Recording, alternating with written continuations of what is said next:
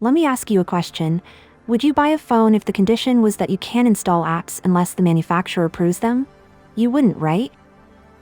Now, this analogy doesn't perfectly fit defense deals between countries, but that's exactly what the 2016 Rafale deal was like. India bought 36 Rafale from France without any ICD.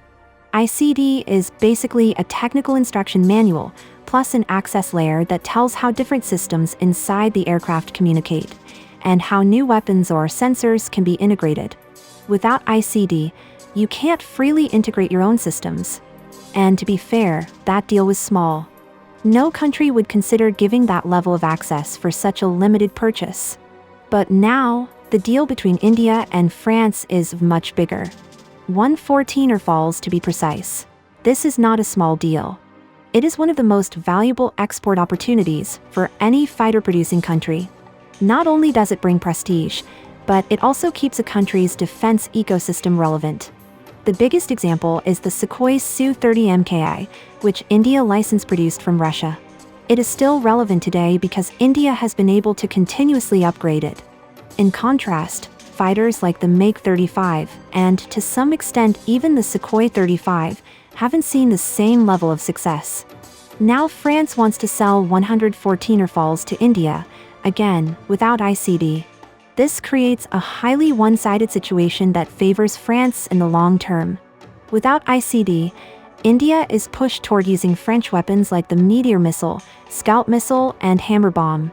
These systems are expensive, and it increases long-term dependence on France. Even if the jets are built in India, critical systems would remain black boxes. Deep repairs and upgrades would still require French involvement, turning a one-time sale into a decades-long revenue and influence pipeline. This is similar to what the United States does with many of its defense exports, even with NATO allies. Now, does this mean France doesn't trust India? Not exactly. France's hesitation to provide ICD is not about trust. ICD alone does not allow a country to copy the entire aircraft. For example, Russia gave India significant integration access with the Su-30 Mki, but India did not clone Russian engines or core radar technology. India still depends on Russia for critical systems like engines. However, ICD does allow a country to understand how systems interact, and it enables the integration of indigenous weapons, sensors, and electronic warfare systems. Over time, this builds system-level expertise and allows gradual replacement of foreign subsystems. And that is exactly what France is concerned about. India slowly reducing its dependence. At the same time, without ICD, India may not accept the deal easily. India's missile ecosystem has matured significantly, with systems like the Astra missile and BrahMos missile covering key roles. This reduces the need to rely entirely on foreign weapons. What India wants is not complete independence, but the freedom to integrate its own systems, similar to the flexibility it achieved with the Su-30 Mki.